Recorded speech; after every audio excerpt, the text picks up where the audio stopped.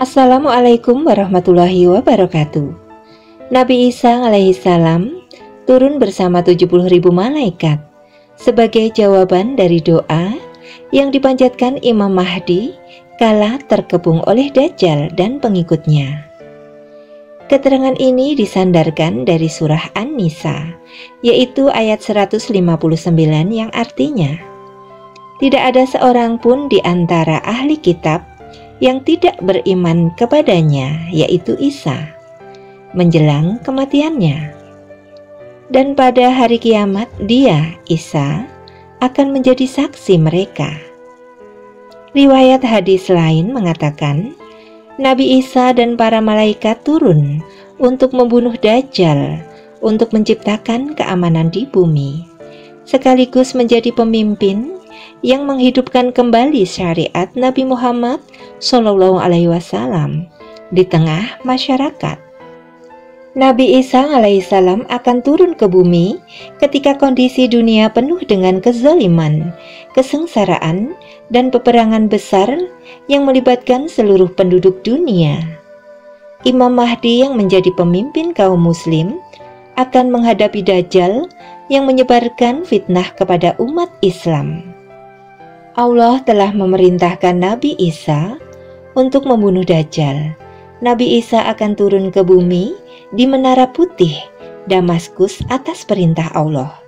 Nabi Isa alaihissalam adalah salah satu nabi yang belum wafat hingga saat ini. Ia diketahui akan datang kembali ke muka bumi ini, yaitu untuk menegakkan kebenaran dan memberitahukan jalan menuju keselamatan, yaitu sebelum kiamat tiba. Kenapa Nabi Isa yang diturunkan pada akhir zaman, bukan Nabi Muhammad SAW? Dan apa saja tugas dari Nabi Isa di bumi? Berikut ini Anis Raga akan menyampaikan dan menjelaskan tentang kenapa Nabi Isa yang diturunkan di bumi dan bukan Nabi Muhammad SAW, dan juga apa saja tugas dari Nabi Isa selama di bumi. Para ulama berpendapat, setidaknya ada 3 alasan yang disepakati mengapa Nabi Isa alaihissalam ditugaskan untuk melawan Dajjal beserta pengikutnya pada akhir zaman. Untuk alasan yang pertama adalah Allah Subhanahu wa Ta'ala hendak menunjukkan pada kaum Yahudi bahwa Nabi Isa yang diyakini mereka sudah terbunuh oleh mereka, justru akan kembali dan mengalahkan Dajjal, pemimpin dan pembesar kaum tersebut di akhir zaman. Dalam sejarahnya, kaum Yahudi memang pernah berniat untuk membunuh dan menyalib Nabi Isa. Mereka mengaku sudah berhasil melakukannya. Padahal Allah Subhanahu wa Ta'ala mengatakan dalam Al-Quran, Nabi Isa sudah bersih dari segala pengakuan tersebut.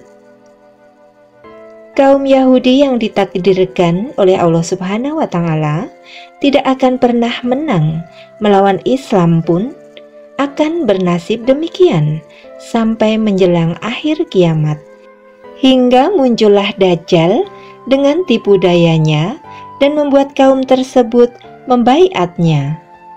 Setelah Allah Subhanahu wa Ta'ala pun menurunkan Nabi Isa, sosok yang dikira mereka sudah terbunuh ke hadapan mereka. Nabi Isa pun dimenangkan oleh Allah Subhanahu wa Ta'ala untuk mengalahkan bala tentara Dajjal beserta kaum Yahudi. Selanjutnya, alasan yang kedua, menyatakan Nabi Isa diturunkan ke bumi sebetulnya bukan bertujuan untuk mengalahkan Dajjal, tetapi memang ajalnya yang sudah dekat. Pasalnya, makhluk apapun yang diciptakan dari tanah akan dikembalikan lagi ke tanah, sesuai dengan surah Toha ayat 55, yang artinya, darinya tanah, itulah kami menciptakanmu. Kepadanya lah kami akan mengembalikanmu, dan dari sanalah kami akan mengeluarkanmu pada waktu yang lain. Sebab itu, pendapat ini meyakini Allah Subhanahu wa Ta'ala menurunkan Nabi Isa ke bumi untuk kembali menguburkan di sana. Kemudian diperlakukan seperti manusia lainnya, saat wafat seperti diurus jenazahnya, disolati dan dikuburkan di pemakaman para nabi. Kemudian pendapat terakhir yang berpendapat mengenai alasan diturunkannya Nabi Isa pada akhir zaman, yakni Allah Subhanahu wa Ta'ala hendak mengabulkan doa Nabi Isa yang berkeinginan untuk menjadi umat Nabi Muhammad SAW. Sebagaimana dijelaskan dalam surah Al-Fat ayat 29 soal keutamaan menjadi umat Nabi Muhammad SAW pun sudah dijelaskan dalam kitab Injil, yaitu artinya itu adalah sifat-sifat mereka yang diungkapkan dalam Taurat dan Injil. Pendapat ini meyakini Allah Subhanahu wa Ta'ala mendengar doa Nabi Isa dan mengangkatnya ke langit untuk kemudian diturunkan kembali kelak pada akhir zaman. Itulah sebabnya Nabi Isa alaihissalam diberikan umur yang panjang sampai beliau diturunkan ke bumi di akhir zaman nanti, yaitu untuk menerangkan bahwa agama Islam adalah ajaran yang murni. Bangsa Yahudi dan Nasrani percaya bahwa Nabi Isa alaihissalam dibunuh dan disalib. Padahal sebenarnya Allah Subhanahu wa Ta'ala yang mengangkat Nabi Isa alaihissalam ke langit, lalu menggantikan seseorang yang mirip dengannya untuk dibunuh dan disalib. Dalam Al-Quran, Allah Subhanahu wa Ta'ala berfirman, "Dan karena ucapan mereka, yaitu orang-orang Yahudi, sesungguhnya kami telah membunuh Al-Masih, Isa putra Maryam, Rasul Allah. Padahal mereka tidak membunuhnya dan tidak pula menyalibnya, tetapi yang mereka bunuh ialah orang yang diserupakan dengan Isa bagi mereka," yaitu dalam surat An-Nisa ayat 157.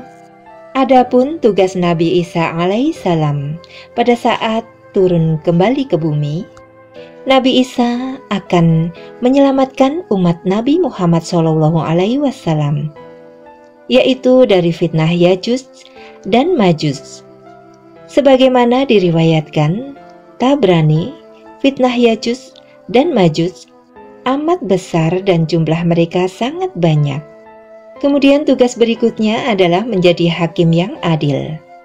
Imam An-Nawawi rahimakumullah menerangkan, yakni beliau turun sebagai hakim dengan hukum syariat ini, bukan turun sebagai nabi yang membawa risalah tersendiri atau syariat yang menghapus syariat Nabi Muhammad SAW.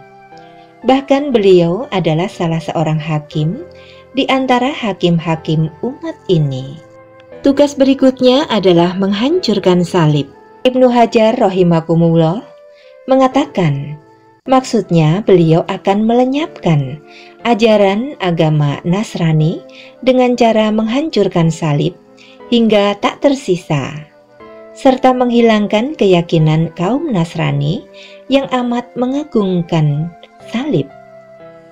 Kemudian membunuh babi.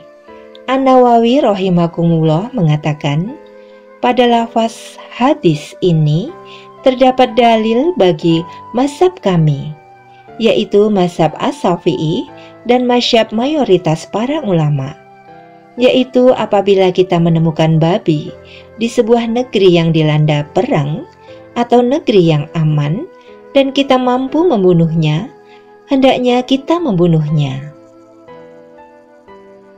Dan tugas yang berikutnya adalah menghapus jizyah. Jizyah adalah semacam upeti yang dibebankan kepada ahli kitab yang hidup di negeri kaum muslimin dan tidak mau memeluk agama Islam. Dengan jizyah tersebut, mereka boleh tinggal di negeri kaum muslimin dan akan mendapatkan jaminan keamanan. Akan tetapi, dengan diturunkannya Nabi Isa alaihissalam ke muka bumi ini, Islam tidak lagi menerima jizyah. Artinya tidak ada apapun yang bisa diterima dari ahli kitab kecuali keislaman mereka.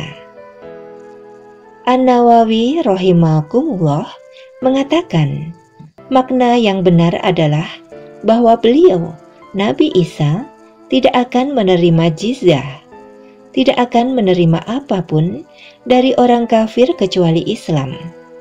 Adapun orang kafir yang tetap ingin membayar jizyah, mereka tidak akan dilindungi. Bahkan beliau hanya mau menerima keislaman dari orang kafir. Jika enggan, ia akan dibunuh. Demikian yang dikatakan oleh Abu Sulaiman dan para ulama selain beliau. Demikianlah tugas dari Nabi Isa alaihissalam dan kenapa Nabi Isa diturunkan di bumi. Semoga bermanfaat. Amin.